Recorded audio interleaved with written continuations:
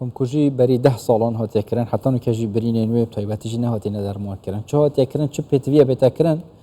و مجرد زرتر قال بريس خضر دوملي چالاق وان ما فهم روفان د استوديو ديال مدام بحسبين بريس خضر هنجلا بخيرات درس باس 10 سال بوري نشت او برينا واكيد تو بيجي هم واكي خويا خين جيت چونكي صدان كسش تاجي 4 نوي سوانا نه دياره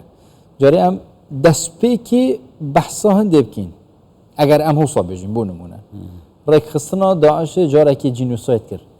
لأول 10 سال حكومات ديف ايكين عراقي تشتكن كابينين يكل ديف ايك اوانا تشكريه زور سپاس بو كردستان 24 و بو هالبجارتنا في مجاري و سري الرز و تقديري بو حمو قربانيين ازديان يل جينوسايد 2014 تقدير بوان ام حمو جاري دويا خوتينن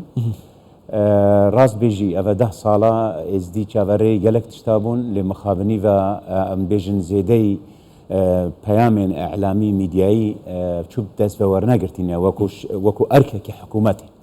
سه چهار ارکه سرکی بون بیا با 12 ساله دا جبهه کربانه ارکه که هر سرکی او جبهه کرنا داد پروریه یعنی تحقیق العداله او عدالت از دی او 10 ساله چاوره حکومت پرتبالا الویری عندك یک دستگیر کردن ویری والله اوی خلق که رواندی یعنی رسمی و جدی نگوت یا ما هندک هست دست سر کرن ما محاکمه کرن اجبرکو تاوانا کمکوژیا کوچو انجام داینا و بجداری جینوساید ازدیا بوینا اوه ایک لازمه کروانا دو بابت دی بابت انصاف ازدیا معنويا وماديا نهات يكرنا يعني دو تشتت انصاف قلق السراكينه ايك شوان اف قرب كوم لازمت وقت خودا نأبا 10 صلاحات هو ازدي همو وكولابانا يعني وكود بيجن او هستيه بربانا فحص كربانا وبريز وتقدير زفران نا هر صالح دو جارار ناقل بيستال فيري بنجيال فيري افجن افن نأوا چونكو افا هستت كد انسان كو حكومات عراقي حكوماتك هوسا دولمنت معقول قالت مختبرك دي ان اي كرت بمليونك دولار بين تمثل تخلالي هيدا كده حمدي افا جزء كش انصافها انصافها سي او كو يعني عطانو جي ايروجي روج ساخرنا في روجيا فيابا اوجه كمال كوجي لها تكرين او قطاب خانه وابو منواكرين متحف لازم مازنترين موزخانه في قبل ودري تشكربانا اقل ويري تشنكربانا شنغاري تشكربانا موزخانه كمازن داخل كي تشوبال ودري او ريزو تقديره هست كربا حكومه قالك سنه هي قاعه كمازن تشكربال شنغاري وقود با افا هر سي خالد سراكينا السريو سي بروستيجي اوجد بتبشك جي قربوه معنوي او بشك قربوه معنويه راستی او قطابخانه نکه چیه یعنی حتی نکه بحث درست کردن موزخانه کل دی فی آستیهات یکرن کو او کار اساتا چی بید تشتکی وصا نه جبلی او میمورای جنوساید از دیال الشنگاری چکری بریا مبادره نادی و پشتوانیا جواکی نف دولتی موزخانه نه هدیه چکن برندی بیشم لازم موزخانه کاد با چکرنا راستا او مدرسه هک خو او مدرسه چی بد لازم بیت گوهارتن تصمیماوی بت موزخانه او هستکی معنویه الفيري دا رخوشكر تشيبا بو ازدي وبرينا خو اف 10 ساله برين وصاغبوي بس جهبريني هشتا ديارا راست خون وراوستياي بس جهوي هشتا ديارا او برينا دلي خلك دا ادخل افخل كت شوي كومكوجي نجات بوي يعني حاليواني چانيا كسوكارتوان چانينا لو ما نجم بيجن اگر حكومات عراقي 10 ساله هكار حكومتك اشتكربا ده اركد سركين هو حمو بجهات بو نهر اعلام ام ريزيد جرين كو جارجارا عندك دس بيش خريط في دماهيه سروق وزيران دس خوشيه اللي كان كو بس افن ناوني برينا ازديا بصراحه بيجم راستي اعلام عراقي بحثت كت حتى تشكيل بيجيب اعلام يجيب اعلام عراقي بحث كري اف جينوسايد تينا كري اعلام زيدي دوباره كرنا بياما سياسيه ليانت خويا وهركش اليكي ومخابني وجي نزانن چاوا بيناسا في جينوسايد بكن مخابني و تا استوان تفاصيل هم نزان چاوا پیشکشی جمهوري عراقيان تا نهوجي قالك عراقي نزانن چيب سري ازديها 2014 او جينوسايد چند خلق چيب يعني جارجارا بيانات رسمي بس عندك داتا وانفوغرافيك بس يا بشتي روكا جمارات شي خلق روشاوي خلقيه چاوان يعني هو تو تصور بك هشت نزيكي 2600 انسانيه دست 11 دي بسرشوينا تو تصور بك انه بتر 20 گۆڕن کۆمل شنگارێت پێویستی هەر ڕێز لێنانێنە سیاجکردنێنە لەو حەیەک لێ بێت خەڵکێک هەست بکات و ئەمە جیە هەستیەتوانێ لێ دەرێ ڕێزوالی هاتیەگرتن ئەvە قەرەبوویە درستن و ڕاستە مادە نەحەم و ئەمێت بینن تعویزان مادی ئەسڵەن وێریاریا ئێزدیاتکەن شنگارێ چاوە پێتکن من ئەو قەرەبووە معنەوی ئەوە حتا نوکە مەسەرەن ئەم کۆچ و دەست پێ بکەین ئەو خەلکێ مەسەرەن هاتیینە کوشتن خودێ ڕەحمە خود گەلکە کە سوکارێنوان ئەوێت ماین قەرەبووە مادی چ بۆ هاتێکردن زانی قەرەبووە مادی نەکتنێ ئەو موچێل قانون ناجیات هاتیە حکوومەتە عێراقیت بێتە ئەوێ پرۆسی هەموێ وەلێ ڕێک خچێت بێختت بەس وڵا هەر ناجیەک قورتان بووەک موچەی وەرگرت موچە بتنێ نینە ڕێزلێنانە اعترافە ڕسمیە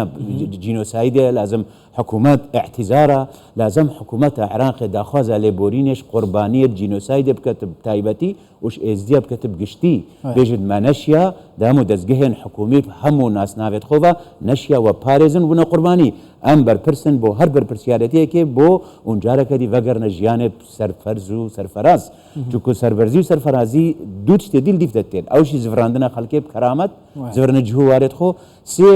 زەمینە خۆشکردن وێ دەرێەوە دۆختێت زڤرن نەب زەڤرت و ئاڤاڤە خواردنێ بکرد ئەvە مشکلەیەکە مەزنە لەومانێژی چکو ئەڤ ڕۆژە ساختکردنا وێ ڕۆژێ وێت بتە وەکو ئەو مشکی هەموو عێراقیادا بزانن ئیرۆ جینۆسایدەکە مەزن هاتەکردن وەکی سپایکەر وەکی حەلەبچە وەکی ئەنفالێ وەکی ئەنفالە بارزانیان وەکو یعنی گەلک تاوانێن دیل عێراقی دیتی وێت نەهەر بتە مناسبەیەکە ئەعلامێن نک من عدالت هەموو شتی مهمترە عدالت ئەوە وێگاوێ هەر ئێزدیەک هەستێ ئیمناهیە و سەربلندی بکە بچتە محکەمەی بێژێت فلان کەسی بەشدار بوو ئەتکوشت نامەدە فلان کەسی بەشدار بوو ڕەواندنە کچێمەدە فلان کەسی بەشدار بوو لەگەڵ داعش وەب سەرێمە کردیا وەختی ئەف زەمینە نەبێت دەخوازە لێبورینێ مەسەلەن بەشێکی زیدە شوێ برینێ چارە سەر بکرد باشە دەخوازە لێبورینێ سەر ئاستا بڵند یا حکوومەتە سەر ئاستا تایبەتیژی ئەو کەسێن و دەستێت مەزند نەوەێ کۆرەسەت دەهبینە یعنی داخوازە لێبورینێ سێ پرۆسەنە پرۆسەیە ئێکێ یاکو گەلک گرنگ ئەوە ئەف خەڵکێل دەوروبەرێ شنگارێ کە سوکارێت وان کوڕێت وان بابێت وان بەشدار بنەوێت ئەو بن داخوازە لێبورینێش ئێزدیا بکەن پرۆسەیەکە ڕێزلێنانێ ئەو دوکو تەکیدێ بکەن ئەڤەما کە سوکارێت خۆیت تەسلیمی قەواتێت ئەمنی کردین و ئەم داخوازە لێبورینش بکەن ئەم بەروەت ڕاوەسیایە صلحت عشایری داواتکن من ئەوەتکن بەس بوو یا دوێ ئاستی دێ داخوازە لێبورینێ ئاستێ حکوومەتی ڕسمیە یان پەرلەمان یان سەرۆک کۆمار یان سەرۆکی وەزیران داخوازە لێبورینێ بکەتش ئێزدیەوەک و بوونە قوربانێت جینۆسایدێ و تەکیدا بەرپرسیارەتیە خۆ بکەن ڕۆڵە خۆ یا سێ ئەوەیە ئەڤیا جیواکە نێودەوڵەتی هەموو سەلماندی و ئەنەه داما ئێزدیاتکەن و اعترافێ بجینۆسایدە ئێزیاتکەن و جزئەکەی معنەوی و بێژنە ئێزیا ئەم ملگەلوانە ئەم هەستە معاناتت وەتکەن ئەگەر ئەف هەر سێ پرۆسە چێ بوون دێ شعورێ خەلکێک و ئەنەه ئەو برینێت کور دێ بچەکێ سڤک بن سەروان قەت نهاتەکردن و ئەزباوەڕ ناکەن کارەسات سەرێمە هات و ئەم خوێ خۆ قەرەبووتکین یعنی داوی پێنگاو ژە حکوومەت هەرێما کوردستانی و بڕیارە سەرۆک وەزیران مەسرور بارزانی پشتەوانیە دارایی بێ ji بووی ئەف کەسێن ڕزگار بینەش دەستێ داعشێ پشتەوانیە داراییە ئەوە چ وێنەیەکی دەف خەلکی دروستکردنەوە حکوومەتە عێراقی چ نەکرد ئەم خوب مەجبوری دەستێت خۆی خۆ قەرەبووتکین ئەم خۆ سێت شتێت هەین بێت ئەم دائیمەن ئیشارەتێ جدی ڕۆڵی حکوومەتە هەرێمێ بکەن ئێک وەختی جینۆسایت ڕوودای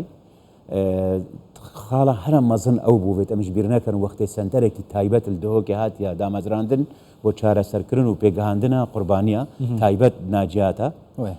دوو دروستکردنا دەستەیەکە تایبەت لژنا جینۆسایدێت بێژنەی ئەوە بۆ دکیۆمەنتکردنا هەموو بەلگەیە سێ ئەو ڕۆڵی حکوومەتێ هەوڵ دایک و ئەنەه محکەمەک بێتە چێکردن دا ئەو محکەمە لێدەرێ تاوانبارە محاکەمە بکات و حکوومەتە عێراقی ڕەفزکردی بجد ئێنە بەشێ دوێ وەختی ئەوە هەر سێ بەرچاوی حکوومەتە عێراقی نایەن و نەبێن احترافیش پێ بکەن کۆڤە پێنگاوێت مەزنن اش بلیک و حکوومەتە هەرێمێ گەلک ڕۆڵێدی هەبوو بۆ پشتەوانیە ئاوارە بۆ لێگەریان بەرزە بووە بۆ گۆڕێ بکۆم دێن ئەف پێنگاوێت وێ دومایەژی کابینان هەیە ئەوەش تەکید دەکەن و حکوومەتە هەرێمە کوردستانی دشت ئەمێت پشتەوانێت وانە معنەویەن و ئەوێ ئەڤەژی نەبدلی حکوومەتە عێراقی ئەvە جزئێکیش بەرپرسیارەتی تینێت و ڕێز لێنانەژی بۆ وان قوربانیە ڕۆغمی یعنی ئەم بێژن شتێکی درەنگ هات بەس مهم بوو هات و تایبەتی یا خواندنێ گەلک پێنگاوێت هەین لەومانژی ئەم بێژن فشارش حکوومەتە هەرێمێ پێدویە هێشتا فشارێ بکات داکو حکوومەتە عراقی بلێت داکو بتر بەرسی لەو مانێژی ئەزبینم ئەگەوێت جارێکە دی حکوومەتە هەرێمە کوردستانی کەناڵێن خۆیان تایبەت بە پەرلەمانتارێن هەرێمە کوردستانی بەغدای فشارێ بەغدایە بکەن و احترافەکە ڕسمیش پەرلەمانی عراقی دەرکەوێت وێ احترافە ڕسمی پلانێک بێت بۆ ئاواکردنا شنگارێ و بەگەڕیانە خەڵکی بکەرامەت بەڕێز خەدر دوملی چاڵکوانی مافە مرۆڤانی گەلمەدا بوون گەلک سوپاس بووە گەلە بخێرات